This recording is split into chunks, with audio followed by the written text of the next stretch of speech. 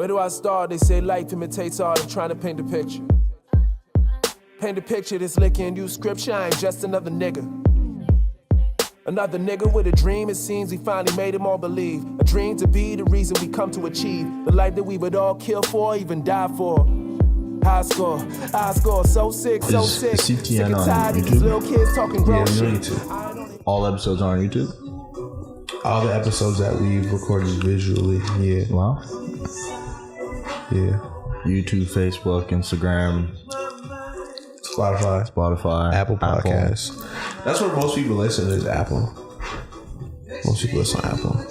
Spotify is like we just got on Spotify, so it's like people who listen on Spotify is not what people listen to on Apple. But it don't matter. We putting shit out. When are you getting these microphones that you asked me for when we said we was getting new shit? And you said, let me get that old shit. Where are they? They're sitting at my house on the shelf. Okay, bet. Next time I see you, let's get it. But what are you going to use them for? Start my own little podcast series. You know that's what I'm saying. You know what I mean? That's what I'm saying. What would you talk about? What would you do? I think I would bring just different people I look up to on the show. And just chat about how they got to where they are. Like their local, path. Local folks. Yeah. Local success stories. Yeah. That have influenced and inspired Alfred Burgesson's life. It's the next one liner. Oh. Sign me up. You know what though? I'll listen. Because there's something about you, man. There's this like glowing. Don't kill me. Youthful. No, I won't. I want you to live long, bro. Because you have a lot of future in your sights, man. I'm glad I have some cool people around because I get to. It's not even just me doing my own shit. I get to look around and see all the fucking cool ass people that I rock with, and they all doing wild, cool, crazy shit. I be feeling lucky, man. It's crazy. I be feeling lucky. I'm excited for you. I'm excited for you. We've been talking about all this shit. Listen, we're not talking about me right now. We talking about you. We're talking about you, Alfred Burgesson. We're talking about you, buddy. You know, seriously, like. You got all these little things that you've been building and plotting and planning and like piecing together slowly. And I'm sitting back just, I got my popcorn ready, bro. You up to some shit, man. I'm not even just sitting here trying to gas you up like to gas you up. I'm being dead ass. You up to some shit. And you the future, man. You the damn future. I've been calling you GOAT forever, like young GOAT. I've been saying that for years. I believe it, bro. I don't know what. It shouldn't take much to convince people because I see what you're doing. I've been watching. I fucks with it. Thank you, my guy. Thank you. For those of you who don't know, we talk about the young legend, Alfred Burgesson in the building. What's up, guy? Pleasure to be back on the show. Yeah, hold on, let me tap my guy. Love, dude. AB! AB is here. Are you listening to what do you want to talk about? Well, I have to let people know who don't know. Alright, so we learning, right? Sometimes I don't even be introducing myself. I don't even be introducing the show. I know it's like a formality, but I have to do it. I have to say it. I don't want to interrupt your vibe because we're about to go there. We good. But I have to let everybody know they're listening to the Changing the Narrative podcast. This is episode 58. 58 with my man Alfred Burgesson in the building. Oh, I'm your host Terrence Taylor. I'm excited to chat with AB because we're gonna do a quick 60 minutes of exclusivity. Yes, sir. All the shit that people ain't never gonna hear unless they come to Change the Narrative. Because we got them exclusives. There you go. You know what I'm saying? I got the soundboard ready, but the plug was being weird. We got a soundboard problem. Like we evolving. Somebody's home upstairs. What up? Lower Kyler, one of them two is here. But I'm here with my man B. You said what we want to talk about? Yeah, what do you want to talk about? Well, future city builders. Okay. That's you have gum? I do. Man, spit that gum out, man. I can't chew gum on the show. You can't chew gum. You never watched Breakfast Club? I gotta keep my mouth wet, you know? Like, drink that water. You never watched Breakfast Club when Angela Yee always asked the person to put the gum? Really, yeah? I'm telling you, you can't be. I heard it all. Listen, Matt Matt Thompson's gonna have a field day with you, buddy, with you chewing gum on. No, here, got some. Why is Matt Thompson gonna have a field day? Because I used to eat food while we were recording On the podcast? Yeah. What should I do with this, first Just of all? put it in a piece of paper right there. I used to eat food while we was recording, and he would be in his car with the podcast on loud, and then I would just randomly chew in his ear, and he wasn't impressed. That's hilarious. So you can't eat and chew. You can't do none of that shit on my phone because This is for you, Matt Thompson. Dad, yo, much love. P4G Bradley Day, low Sears. What's up? What's up? Much love. Okay, so yeah, that's what I'm saying, bro. Future City Builders. We'll talk about Future City Builders. What it is. What's going on? Yeah. What are you doing? What is it? Because I hear about, I keep seeing articles all the time. Somebody's always writing about it or posting about it. Or Alfred's always telling. Some kid's always up to something, man. So I want to know what Future City Builders is. You're like I don't want to tell you what you are. You tell the people your role in Future City Builders, what it is, break it down for the people, man. It's a Halifax thing, right? Okay, yeah. So, Future City Builders. So, I'm one of the co-leads. There's 2 co-leads. Okay. So, I'm one of the co-leads. There's another co-lead. Her name is Joyce. Joyce Liu. Joyce. Joyce is from China. What's her last name? Liu. Joyce Liu. Yeah. So Joyce went to Dalhousie Planning School. Okay. And now she is she's graduated from planning, and she's the other co-lead. So yeah, I'll tell you how Future City Builders came about. Okay. So there's an organization called Youthful Cities. Okay. Right? Youthful Cities has been around since I think 2012, right? What they do is they have this thing called a global index. Okay. They go around the world, they get insights from youth, and they rank all the cities on how youthful they are. Okay. Around the world. How youthful each city is? Yep. Based on 3 domains: live, work, and play. Okay. And within those domains are things like affordability, transportation, public space, nightlife, entrepreneurship, all that shit. Things like that. Right. So they've been ranking cities globally for a while now. And in 2017-18, they decided to come to Canada, make Canada their home, and focus in on Canada for 1 year. So they ranked all the Canadian cities on how youthful they are. Okay. And Halifax came in 11th. I saw this research and I was like, 11th out of how many? 13. Right? Oh, so he was like way at the bottom. Yeah. So I saw that and I was like, oh, this is not good. Mm-hmm. But that aside, the research in general caught my attention because I was like, this is interesting. Like, if you have data and you're sharing people information about where they're living, right, this could do something. Right. So I was interested in the research from the beginning. I kept along with it. And then they came here in June to host a panel discussion. Okay. I put my hand up. I said I would love to be involved. Of course you did. So I sat on the panel. Okay. I sat on the panel and we were at CGS. It was myself, Lawrence, Jeffrey Haggett, I remember. Leanne Tremblay from Fusion. And we chatted about what was happening in our city. And we talked about, our results, pretty much our results and where we needed to go from here. Okay. So we did that in June. And then I think it was September. In September, they had applications open for co-leads. First of all, I'm missing a huge part of the story right now. Fill it. So once they had this research, they decided to partner with RBC and Evergreen. Evergreen is an organization, is a nonprofit in Toronto that focuses on building sustainable cities. Okay. And RBC Future Launch, I think they pledged over $500 million? No, $100 million, something like that into programming for youth. Yeah, lots of dollars. Okay. So they partnered with RBC and Evergreen, and they said, we're going to create 5 labs across the country. We're going to use the information that came out of this research, and we're going to address some issues out of the cities. Well, listen to Terrence gulp, Dad. Oh my, Jesus, bro. Yo, Alfred got me trying to spit my beverage all over the. I'm trying to be Matt Thompson. You hear that? I'm trying to be discreet in my. Listen, I heard it. I heard it of the lips. I heard it in the microphone. Okay, right? I didn't move the microphone far away enough. Hold on. Tell your story. Let me drink my water. Go ahead. Let me keep going. So This guy's wild, man. So remember, I'm 22. I'm still a kid, all right? Keep me and you, Paula. So Keep me and you, bro. So Youthful Cities and Evergreen partnered with RBC, and they said, we're going to create 5 labs across the country, and we're going to try and address some of the issues that came out of this index report. Yeah. So they picked 5 cities: Halifax, Toronto, Vancouver, Calgary, and Hamilton. So they had the co-lead positions out there, and anyone could apply for it. I put my hand up again. I applied for it. Interviewed. I got it. About a month and a half later, they flew all of us to Toronto to something called the Future Cities Canada Summit.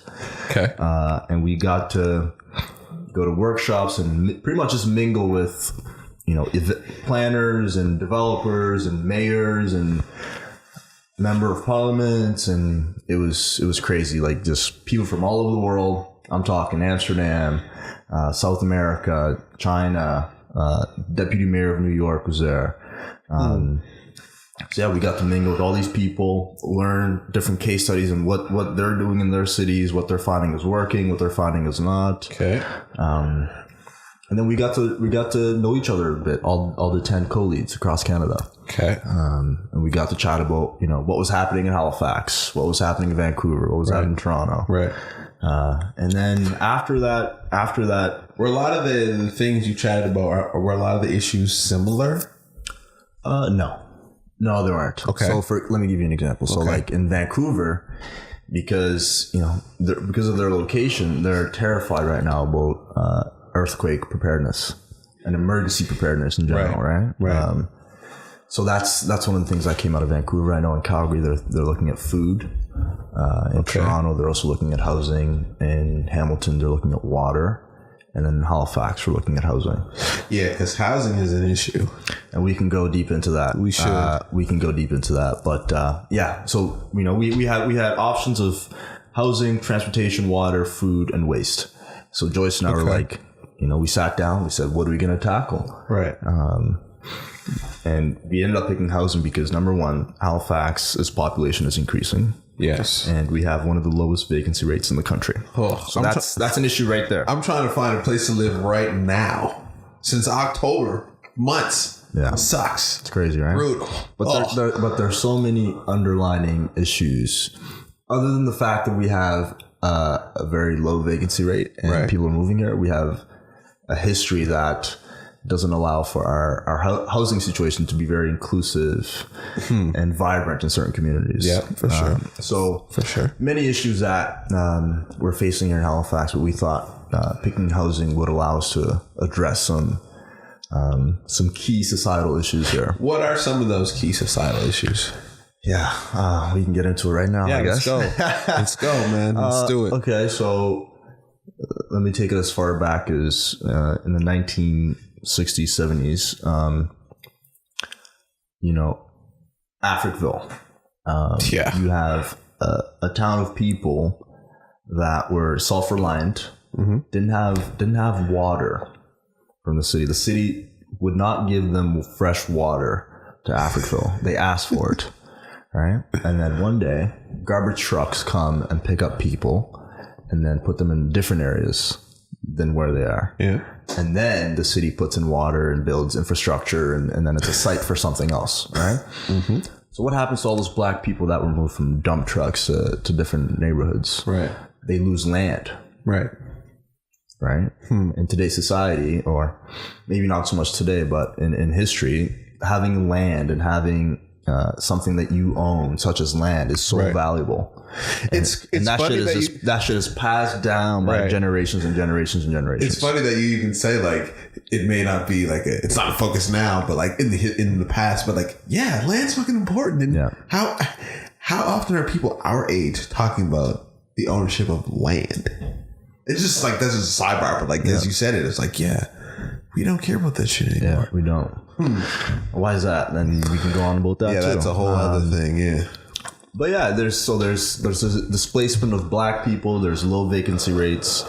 Our population is increasing faster than ever. What do the people who are coming here, what do they look like? I mean, we have people that are migrating from different parts of Canada, but I think Canada in general has a focus on getting more immigrants here. Okay. And if we're going to bring more immigrants here, we need to be able to house them in safe environments and in places where they can thrive. Right. And as of now, I think we have a long ways to go to make that happen. Right. I asked that because I'm curious. Like, is it people who lived here who moved away and are coming back? Is it people who are new to Canada that are choosing here to live? Like, I'm just curious because I feel like that's, I mean, if we were to think of the two probably highest populations of people that are probably coming back, I would assume it's a lot of the people who lived here and thought that this was a place that, I can't make what I want. They move away and they're like, wait a minute, Halifax is popping, bro. Like, I'm going back home. Yeah. It's a mixture of them and students that come here for school, but then it's, okay. I think more than ever, it's the immigrants that are moving here and the refugees that are coming here. Really? Yeah. Okay. I'm just curious. Yeah. So, myself and Joyce just thought that housing infrastructure is something that needs to be focused on in the city, right? Before shit gets out of hand. Is it out of hand yet? Some would say it's been out of hand for a while. Okay. In terms of, what does that mean? I say that when I think about different neighborhoods that are neglected. Okay. The ones with colored people in it. Yeah, predominantly colored people. Those are the neighborhoods that have been neglected and under-resourced, underfunded. So yeah, I mean, our lab is trying to come up with some new ideas and inspire some change here in the city. Out of the lab, we have 30 people in this lab, and we're going to come up with 6 different concepts that will address housing in Halifax. How do you break down some of the systemic issues in like a historically racist place to try to solve some of these like deep-rooted systemic issues that are often like with people of color? Like, like that's the thing, like this like unspeakable cloud of racism that exists in Nova Scotia that like nobody fucking wants to talk about. Well, you know what? We talked about it in our last session. Okay. What was that conversation like? We asked the OG Rodney Smalls to come talk to us about displacing blackness in Halifax and the history of that in Halifax. Shout out to Rodney Smalls. And the energy, yes, shout out to Rodney. And the energy that was brought into that room by Rodney and the other speakers and the youth in general was, you could feel something. And I think everyone now has in front of mind, it's not all just we have to come up with some new solutions and address housing. It's there's some deeply rooted fucked up shit in this town, and we can address it if we're all inspired enough to, and I think we are. So, okay, you're inspired by it, but how where does inspiration translate into like action? Because there's a big gap between this has moved me to do something to actually. So that's what's coming next in our following sessions in the lab. Cool. Talk about those. So our next session is brainstorming. At the last session, we heard from 5 speakers. This is at Common Good Solutions, right? It's like last week, no? Last week was our Common Good Solutions. The next one's at Dalhousie. So our 5 speakers spoke about, inclusionary zoning was one of them. By a PhD student called Tristan Cleveland. Frank Palermo, a professor at Dalhousie in planning, also talked about the poor history of planning in Halifax in general. And then we had Rodney come talk about displacement. Ren Thomas came and also talked about planning. So not only were we listening to speakers, but before that session, we created a survey, and we put out a survey for youth to respond to. Let me tell you about some of the people that are in this lab. We have people that come from the health sector, people that come from actual planning and design and architecture. Okay. And then we also have people that are more community-based people. So people that might work in a place like Shelton, Nova Scotia, or people that might run in grassroots neighborhood programming like Linnea Reddick. Right. So there's a mix of, there's a melting pot of different backgrounds in this program. Okay. In this survey that we put out, we were wanting to get a sense of what youth were feeling in the city in terms of housing, what their needs were, how they felt in general about owning a home someday, How much money are they putting towards rent out of their total budget or their income? Right. Things like that. Right. We put out a survey in a week and a half. We got 400 responses. Right. So these responses will then also inform us into like, this is what's being felt on the street. Right. We're 30 in here in a room, but this is what people are feeling outside of here. Right. Right. So yeah, our last session was mainly about getting context as to what was happening, looking over our survey, and then we also briefly looked at what do we want housing to look like in 5 years in Halifax. Just broad statements as in what do we need to do. So things like transparency came out. How is the government planning? Are they consulting enough with neighborhoods? Are they when you have a neighborhood that is in need, is it right to sell a piece of land to a developer that is not from here? Or is it better to have the community actually come up with how they want to see the land developed? So these are some of the things that came out in the last session. And in our next session, we're going to be brainstorming and sort of digging deeper into our ideas.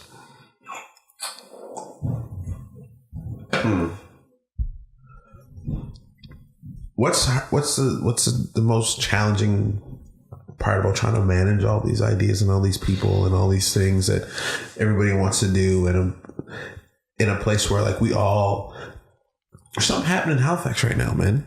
Like there's this energy, there's this wave, there's this momentum that's happening, and I think it's really cool to see how there's certain people who are kind of in the middle of that doing things. People are close enough to see and be like, oh, I'm actually like connected to this person who's making a difference in the community. So like this real life inspiration because real shit is happening. That's happening, yeah. How do you take people kind of out of that super inspired fairy tale land of we can change the world and translating that into like actionable things done Monday to Sunday for like change that's going to take much longer than this program and like a lot of work from a lot of people.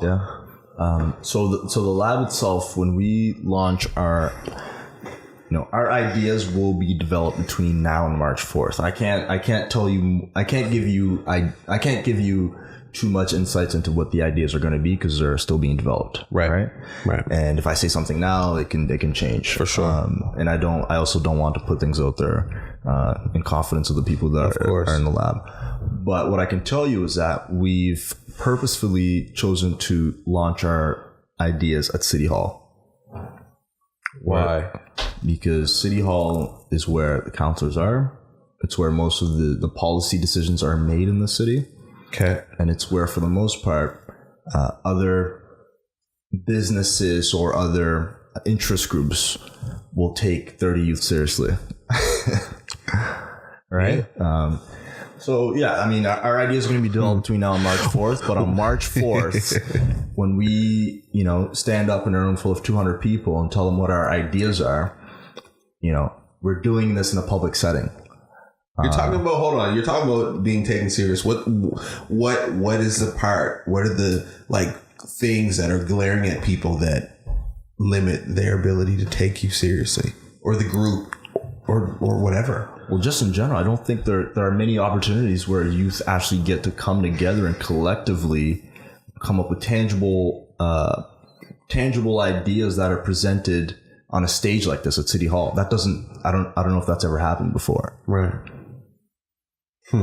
Right. So, yeah, it's a process, and it's one that is quickly going from the inspiring, because the inspiring is what has happened on leading up to Friday, and now is when the real work begins, really. Right. So, I guess what is when you say the real work, what does that look like? So if we're looking at an idea, who are the audiences? Who's going to be affected by this? What does it take to implement whatever the idea is? Who are the partners that need to be involved? Right. Yeah. And there's 30 people? There's 30 people in this lab. Is that a lot of people? Because it sounds like a lot of people, but then you think we want to make housing change, and Halifax, like 30 people's not fucking even enough people. You know what I mean? Like what is it like working in that group? So it's existed for how long so far? You've been in this for how long? It's been 3 weeks. Okay. So the lab kicked off 3 weeks ago, but Joyce and I have been organizing the people, the mentors for the last 3 months. Okay. All right. So it's been a long time. And it will go until when? It goes until March 4th is where we launch, but the idea is to go on 4 months after the launch. Okay. Because it has to keep going after that. It does. And you know what? Another reason why we're doing it at City Hall is our mayor is someone who loves to talk about how we're attracting youth and we're keeping youth and retaining youth. Well, how about if we come up with these ideas? How about putting your money where your mouth is and allowing us to have full-time employment while we develop these ideas even further? That's the challenge. That's the request. It's not the only request. The request is for them to actually take us seriously and actually make an effort to implement what these ideas come out of the lab are. I guess that's kind of my question is like, what needs to be done to feel as though you're being taken seriously? Because is it a youth thing? Because that's a big issue too, is like the bridge and divide between the young and the old, and like we see things this way, and like we see we know where the world's going. You know where the world has been, and we need to work together. But like the older demographic must listen to the youth because the youth are the future. 100%, and we're the ones that will be affected by the policy. Whatever these policies that are being made are, like we're the ones who are going to reap the benefits or the bad from these policies. Which it makes sense for us to be bringing forward ideas and what we think to the table, right? Yeah. How do you make decisions without the people who are being impacted by the decisions you're making? Right. Yeah. And this lab is a way to do that, we think. What's the most challenging piece of it? Because you're co-lead, but you also are involved in like one of the 5 to 6 projects, six, right? Yeah, one of the 6 projects to develop. So like, and you're Alfred Burgesson, so like you out here doing things like. As someone who is involved in all of the things, like I don't want to give you the obvious, like balancing all of these cool things that you're doing and like creating all of this change that you want to create and like how to manage that. But I'm curious, as like knowing you're a little bit of kind of what goes on behind the scenes, and now you're involved in this thing that's, let's be honest, it's going to make it's a big deal. And it's going to leave a mark on the city, and like you're part of that. You're part of like leading that to be a thing. I'm not trying to gas you up, bro. I'm just letting you know, the response.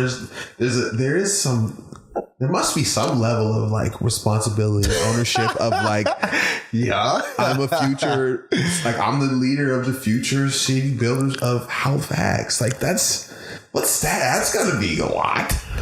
I mean, there's definitely a sense of responsibility and like making sure that this lab goes smoothly. And, up till now, everything has been smooth. Like everyone's been happy. The youth, everyone involved in the lab is very excited and happy with the process and how organized everything's been so far. Yeah. For me, I think I was struggling with it before the lab started, but now I'm starting to relax a little bit and just patience. Struggle with it, meaning what is it? The process. Like wanting it to be March 4th. You know what I mean? Like wanting us to be, the first youth to present some ideas to people at City Hall. Like it's been, it's been a process, and having to slow down and just find patience in the whole process and to slow down a bit. A thing you and I have talked about. Yeah, and I struggle with it all the time. Yeah. So, but it comes out of this excitement. It just comes out of straight excitement and like, yeah. Okay, so let's talk about that. How do you balance genuine excitement for something? This is the thing I've been struggling with lately. Is okay, I set a goal. Mm-hmm. I reached the goal. how long do I sit around I reach the goal before I create some more goals and try to reach those goals. So I love the pursuit of the thing, but at some point in time, you must appreciate the fact that you reach the thing in which you strive towards reaching. Mm-hmm. So I'm curious, what's that like for you? Because you're just like 22, yeah, and just going. Yeah. And so that's one of the reasons why. That's one of the reasons why I went to Windhorse. Yes, this past weekend and clocked out for a few days. Talk about that. Oh man, I could feel it coming. Like I was saying, like I've been. There's a lot happening. I'm excited. I'm loving the process, but I needed to slow down. I needed a break. I needed to find some calm and be patient. So I booked 2-night stay at Windhorse Farms, which is near Bridgewater, and rented a cabin, a 1-person cabin to myself. Nice. Wood stove, propane, lanterns, trails, and just, man, I just hung out by myself in the woods. Yeah. Went for walks, turned the phone off. Yeah. I miss it right now. It's a good feeling, eh? It is. What do you enjoy most about cutting all of the shit off? It's a good question.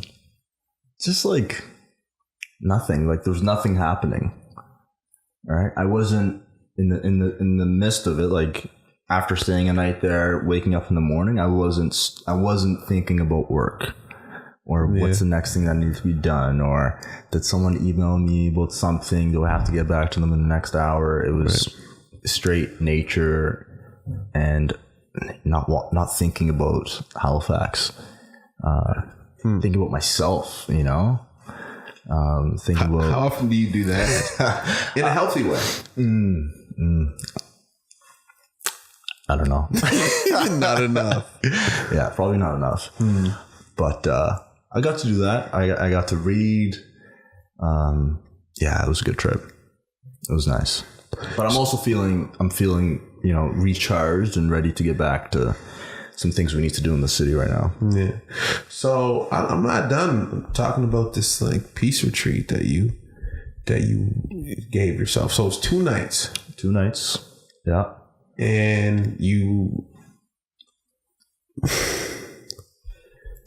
Want me to share with you a book that I read? Yes. 1 second. Let me grab the book. Do it. No, go ahead. Oh, shit. I fucking Alfred, man. What? Where did you get that book from? Do you know this book? I have that book. You got this book? Yes. I was gifted that book by someone. That's amazing.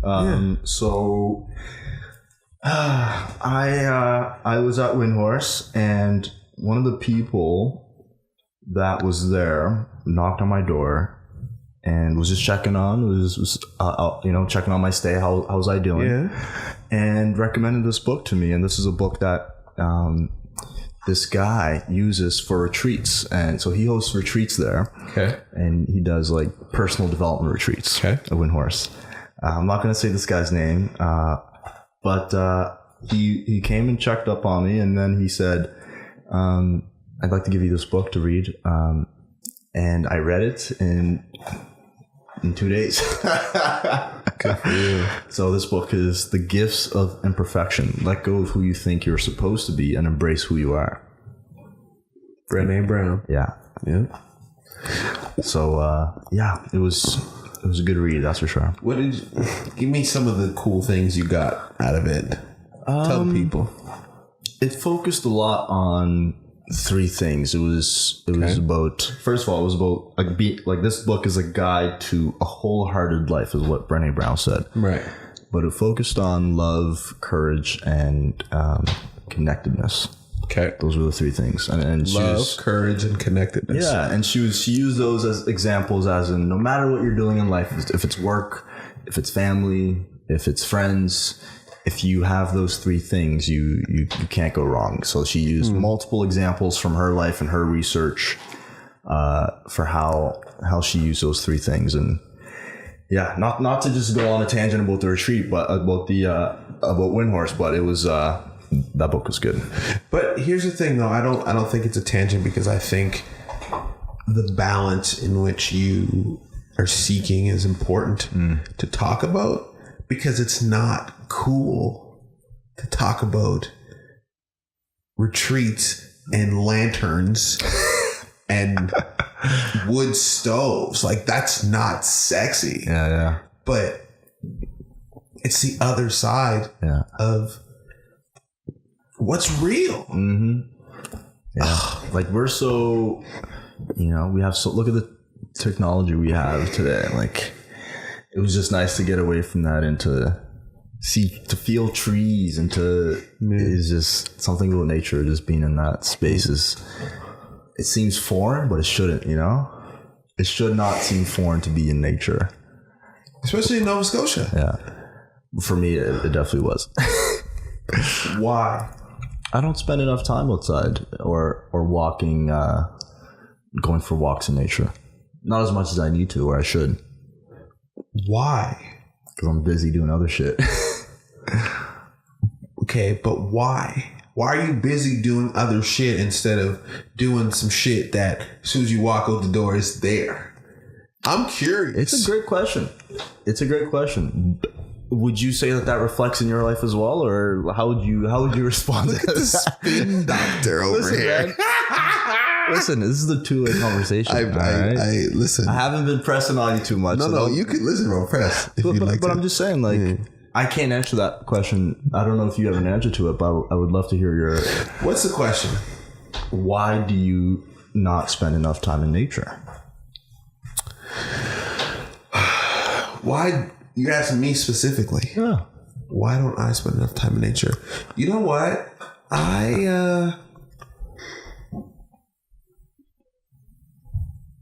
But I think, for all of us, we're just so focused on our busy lives. You know what, though? That's the easy answer. I could have said that. Mm-hmm. We could also, I'm so busy. Yeah, but why?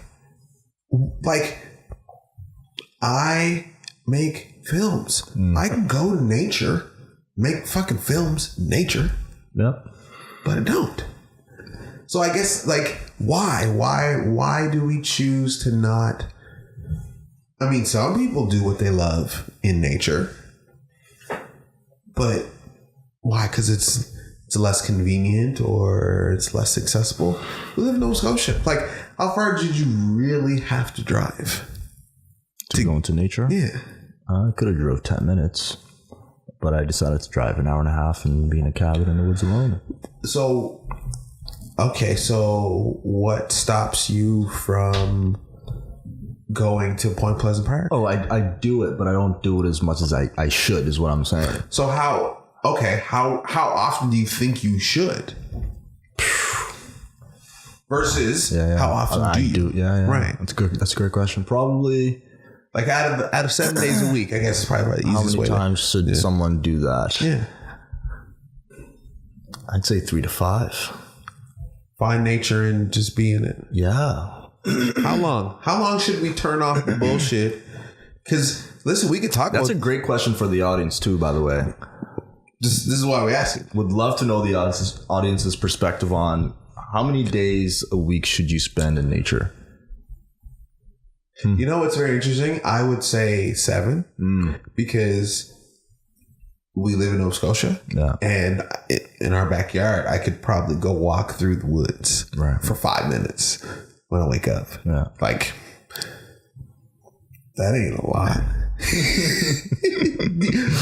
Do you know what I mean, though? Yep. Like, it can be that minute of a alteration in your life. Yep. So I don't know. I'm curious. Like, but I like, after going to Windhorse, that is a place that I highly recommend, and I know for a fact I'll be there very soon. Yeah, doing something like that. Yeah. How much was it? I'd go up there next weekend. How much was it total for the 2 nights? For the 2 nights. I think it was $180. Oh, that's nothing. Yeah. 180 for 2 nights. Yeah. Oh man. Yeah. For some peace in your life. That's not a lot. It's not a hefty price to pay for some peace. Yeah. Good for you, Alfred. Thanks, bro. So now you're coming into this week feeling like what? Because you just got back like today. Yeah, at noon. Okay. So now what? Because what happens is often we do these things and we go off and we feel great and then we come back and then we just jump right back into the nonsense that we escaped from and made a plan to not jump headfirst back into, and then we just do it again, right? So like what happens now? What happens this week? Because I mean that's as specific as we can get, right? Why? I mean, we can make these like big fairy tale. Oh, over this month? No. What are you doing? Like an hour from now? Like, but I'm being real, right? Like, I have full intentions on just getting back to work and getting back to the grind. Oh, so you just flicked it on and then flicked it back off and boom, you back to it. I mean, what's like? I'm confused as to. I'm still trying to figure out what my balance is, right? Okay. And right now, going into the woods. You and the rest of us, bro. Going into the woods for 2 days for me, I found some clarity, and now I need to get back to work. I have schoolwork to do. I have Future City Builders to run. Right. We have to organize Halifax Social Network. There's things to be done, and I have to get back to work. Simply put, I don't know. So how do you find a little bit of peace in the fact that you do have things to do and obligations and responsibilities, but like if you can, because what happens is, okay, great, you turned everything off for 2 days and you were all in on the nature side for 2 days, and then you're going to turn it completely off and be all in on the work and all off on the nature. Like that's kind of my question, like how do you find, like where do you find the little bits of something within the day when you can't take 2 days to turn everything off? I don't know. Honest answer. Can you answer for me? I don't know. Can I flip it back to you? Like, how would you find time to? You know what? There's at CGS they've been like randomly scheduled lunch skates. We're like 6-7 people. We'll just go skating at lunch. Mm-hmm. We're 5 minutes from the commons, if that, right? Like it's scheduled thing. And to be honest, Ross Simmons, he told me this many moons ago. Like he's like, if I want to spend time with my wife, I got to schedule it and put it in my calendar. Yeah. Because if I don't put things in my calendar, they don't get done. Yeah. And it might sound like I'll put a scheduled wife time. Yeah. You have to. Do you schedule in time for peace and things like that? Do I schedule in time for peace? No. I find that each day is weird. Okay. And each day is different. Yes. So today. Right. I woke up. It was Monday morning. Yes, I'm ready to go. It's Monday morning. I got up. I had a list of things to do. I looked at them and I was like, I don't really feel like doing that right now. Woke up at 6:30 in the morning. Just looked at the list. I was like, nope. So I went to the gym. Oh, wow. I didn't work.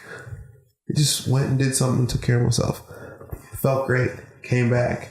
Energized to do the work. Did the work like that. Mm. So for me, it's about, okay, you plan to do this. How do you feel right now? Mm-hmm. Is this what you should be doing? Because I know when I'm editing some days, I might plan to edit for an hour. And 7 hours later, I'm still sitting in front of that computer because I got in it. I felt I was in it. And so I just stuck with it. And you can't force creativity. Kashmir said it on the episode. She was here like, you can't tell creative people to be creative between 9 a.m. and 5 p.m. Like you just can't do that. Yeah. So I know I should probably be at work right now. It's 10 o'clock in the morning. Everybody else at work. But like, no, I need to be doing something different. Mm-hmm. And then I'll be more productive later and do twice as much work as you did but I did it at a different time of the day, and I know kind of when my times work for me. So I kind of check in with myself every day and like, what do I need right now? Do I need to go sit outside for 10 minutes and just sit? That what I need right now? Okay, let me go sit outside for 10 minutes. Yeah. Do I need to listen to some music with no words and listen to some jazzy tunes? And do I need an audiobook right now? Do I need some bullshit entertainment to laugh at right now?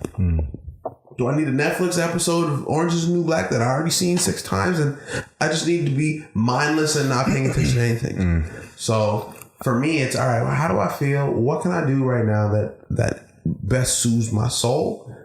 And it's not really a tomorrow at 4 you're going to do this, because I don't know how I'm going to feel tomorrow at 4. And I can't force myself to do something because I wrote it in a book. Right. Told myself I was going to do that at 4 o'clock tomorrow. Like, it doesn't work that way. But I do agree. Like there have to be times in which we say, I'm gonna turn the shit off. Is it like I'll give you an example. One of the things that is happening in my life that allows me to take a step back is coaching basketball. Okay, go. All right, coaching grammar. And then I train this kid, Lil Max, probably once or twice a week. So like doing that and then coaching, kids in grades 7 to 9. Right. It's a nice break from stuff, and it adds an element of like play to my life, And I enjoy that. Live, work, and play, because those are the 3 metrics in which we measure the youthfulness of our city. Yeah. Live, work, and play. Yeah. How much living are we doing? How much playing are we doing? Because I know a lot of us are doing a lot of working. Yeah. And not that they all have to be 33 split even, but it can be 70 15. Yeah, no, for sure. I like talking to you, Alfred. I like talking to you too. You're like my young wizard. My young future city builder. So what are we at right now? I got another 10 minutes with you. Okay. Who should be here soon? So let me see. What do we want to know about Alfred Burgesson? What do we want to know about? I don't know if you even answered the question I asked you earlier. What was the question? I think it was about like, how do we get from inspiration to like action? But I'm curious, like moving forward, like what futures, because you're fucking toes in a bunch of little pots, a whole bunch of little pots. They all make sense, which is the beauty of it. But I'm curious, like how does what you're doing with Future City Builders tie in with Halifax Social Network, ties in with HFX Collective? Like, what the fuck are you trying to do? It's a great question. So I think one of the things that it's probably apparent to many people, but to me, I'm starting to realize more and more is that, I have this online platform, City of Halifax. Right. We have the social network that's building followers, and it's building an online awareness of the physical communities that we're trying to create. It's using the online channel to have the survey and to get input and to get insights that will allow us to build our future, our space, our physical, our physical infrastructure. I think that's one of the things that I'm starting to realize more and more is that I have the online, we have the physical space where we can meet people, and it's fine tuning how those two things are connected. And Future City Builders has been a great way for me to test that, in the sense that, we have 30 spots. Okay, we have to put out applicants. We have to put out a call for applicants. What channels are we using to get these applicants? Right. We need surveys. What channels are we going to use to get these survey responses? That then influence the work that we do in real life. So I think I'm still trying to figure that out. But when you ask how do all these things connect, I think that's probably the way that they do.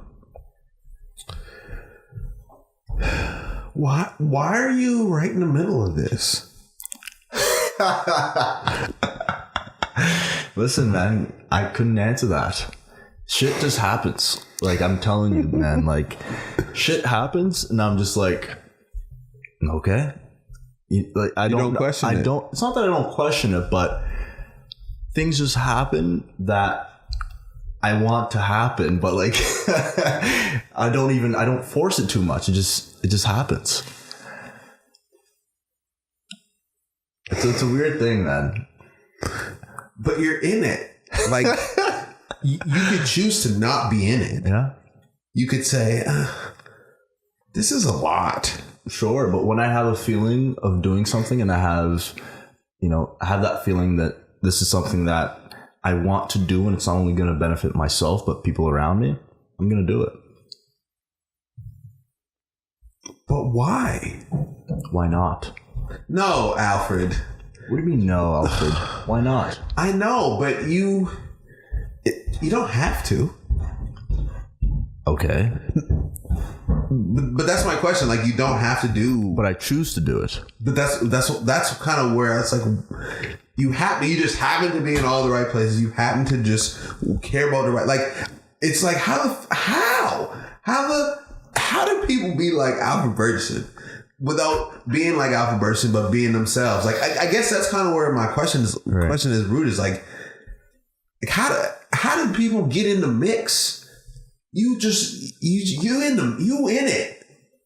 Like, how does that happen? Like, how do people who want to have say and like play a part in the change and the growth and development and like the future of Halifax or whatever city that they live in, like, how do people do that? Because for some of us, it's just like we played sports or like we mingled, we just grew up a certain way and like we just out here, so like we kind of get it. Mm-hmm. But like, not everybody was given that. Like, so that's kind of where it's like, what are some tangible things that we can give to people to be like, listen, if you want to make a difference, like, here's how to do it.